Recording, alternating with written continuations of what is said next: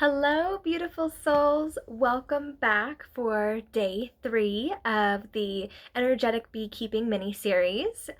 I am Samantha Hallbrook of Honeybee U, and today, day 3, last day, we're going to talk about spiritual lessons and takeaways from the bees. So, yesterday we talked about, energetic hive maintenance and how important energy is to the maintenance of the hive and creating a special space for them. On day 1, we discussed how energetic apitherapy is a thing, how you can better create space in your body for those energies received from the hive. So today, we're going to talk about the takeaways and what lessons we can learn from a beehive and the energetics of beekeeping. So, I've touched on this both days so far, but I really just want to emphasize how important coherent energy is. Chaos is chaos is chaos. When you're not aligned, when you're not in tune, when you're not ready to receive, the universe can't speak to you. And that is both on a spiritual level and an energetic level, and it relates to your physical level because you're not getting those intuitive hits. You're not open to receive the signs. You're not open to taking the right turn if you are not in alignment. And bees really are a great example of coherent energy versus chaotic energy because, like we discussed in the other modules, when they are lined up, when they are in tune, when they are in their highest frequency level, they are more productive. They have less pests and disease. They are expelling less energy to create this superorganism and this hive and prepare for the season ahead of them. And as humans, we tend to have all of this stuff so available to us that we don't realize how chaotic our thoughts, how chaotic our energy, how chaotic our movements are in life. So it's really important that we take time to ground in, feel back into Mother Earth's energy, and let her cleanse our energy, right? Because bees are receiving that higher vibrational frequency through Mother Earth over those geopathic stress lines. Sorry, I'm watching a bee through my window. It's so cute. So bees receive that higher frequency, which they adapt to from Mother Earth when located over those geopathic stress lines or using those electromagnetic frequency tools we talked about, right? The crystal quartz and the CDs. There are other types of tools that can be used. I am not familiar with them yet, so I don't want to say that I've experienced them and seen them help, but there are other modalities that you can use as well. But anyways, so bees come up to that higher frequency. We should also strive to be our highest self, to vibrate at that higher frequency. Less stress equals more coherent energy, equals more of that in tune vibration, that alignment and abundance, right? We can receive more when we can see the opportunities. So back to the water example. Frozen water that has been spoken to beautifully and rewarded and accepted and, loved. When frozen under a microscope, those crystals are very symmetric. They're beautiful, right? But when you talk harshly and cruelly to the water and then freeze it, those crystals are in turn chaotic. They're not as uniform and they can't expel love as well as the shapes that are all in sequence, right? So really focus on your energy. Make sure that you're aligned. Make sure that you're at that highest level, that you're seeing through your highest self, because energy is the core to all of our beings. We are souls, and souls run off of energy, right? So that is our first lesson of bees. Every organism on this planet is affected by energy. So put out what you expect to receive back. Be kind. Accept kindness. Be willing to receive. Be willing to give. Okay, so that was my second point here is pull from the earth and return from the earth. So in module 1, we discussed how these energized products of the hive, the wax, the honey, the propolis, the royal jelly, when they're supercharged with that higher frequency energy, we receive that energy through the products, right? I've talked about it multiple times now. Your lip balm's more nourishing. Your honey is more nourishing for your body. You're receiving more benefits on an energetic level as well as a cellular level from these products. So give back. In the last module, I talked about how it's important to talk kindly to your garden. Infuse your bird bath with crystals that have good energy infused in them. Put intention into the things that go out into Mother Earth. We receive all of our nutrients, all of our sunlight, all of our vitamins and minerals from the earth.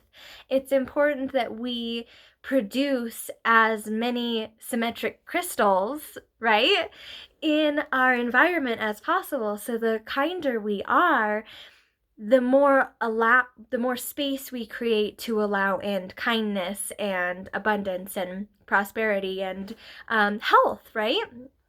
Because essentially, bees are a huge part of our ecosystem, and they pollinate so many of these plants, specifically the bee, but in nature in general. Make sure that you're both pulling the energy from the earth to cleanse your body and then giving back the good energy, because you receive tenfold what you give. So make sure it counts. I think another lesson that I've come away with working with bees on an energetic and spiritual level has been that working together creates unknown and unimaginable possibilities. When I started beekeeping, it was because I had a love for bugs, right? But more than that, I found a true love for nature and how unpredictable and how delicate and also how stable and how, goodness, resilient nature is. I couldn't have possibly imagined when I started beekeeping that honeybees were going to teach me about frequencies and energy healing and all of these beautiful things, but knowing that a honeybee picks up on the earth's vibration, don't we pick up on the earth's vibration? All of these people talk about having high vibes, but it means so much more than that. High vibrational is a way of being. It's not just a cool catchphrase, although it looks pretty good on a patch on a jean jacket. It also elevates your soul. It allows you to tap in to that divine knowing, right? So honeybees have not changed in over 200 million years. There has got to be something to that, that Mother Nature got right, right? If they haven't evolved in over 200 million years, they must be doing something that we're not currently doing. So it's important that we take those lessons and move forward with them. And quite possibly the lesson is use the energy of Mother Earth to expand yourself, to expand your knowing, to expand your physical abilities, and your love and compassion, and be able to reintegrate that back into the earth, right? So, one of the other beautiful lessons I believe comes from the bees is that everything comes in phases. And I think that this would also be a popular one for astrology, which I have a surprise at the end of the video for. Everything comes in phases. So women are regulated on their moon cycle. The moon regulates in phases. The sun comes up, the sun sets, the seasons come and go, and the honeybee recognizes and falls in line or flows with those seasons, right?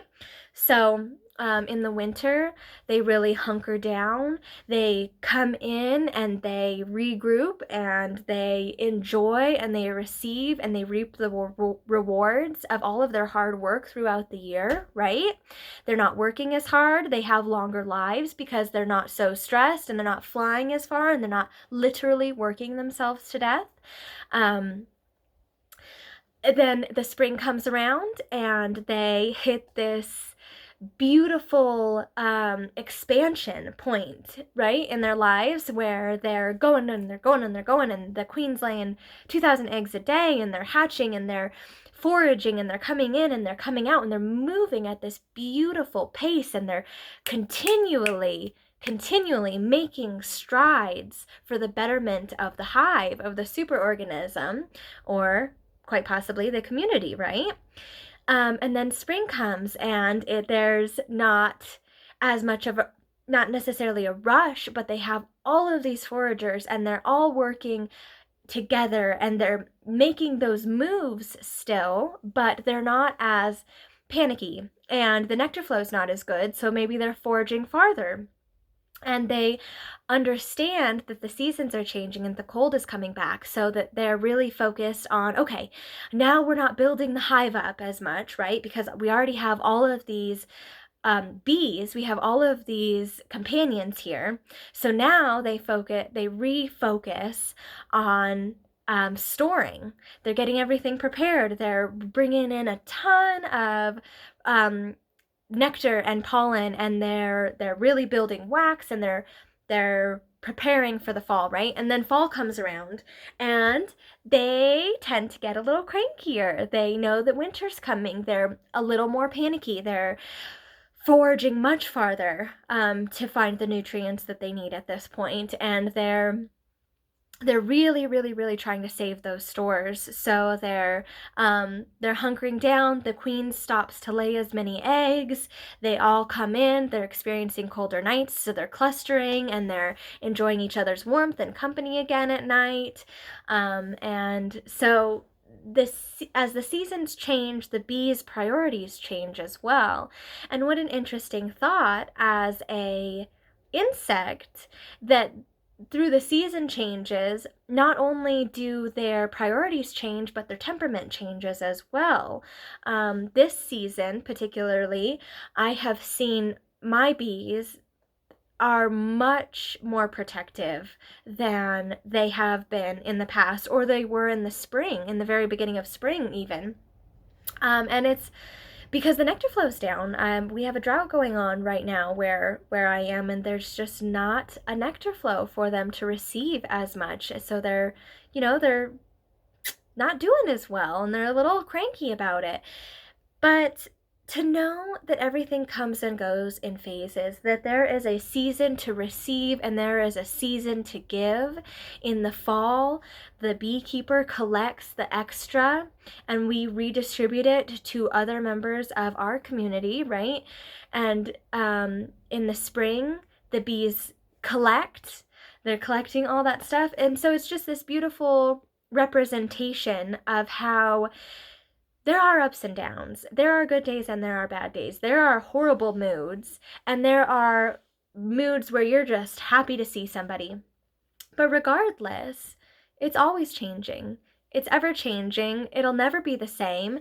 One season to the next, you cannot predict what's going to go on. So if you just flow with it, if you just accept that the seasons will change, then you always have space for expansion because there's always new possibility right around the corner, right?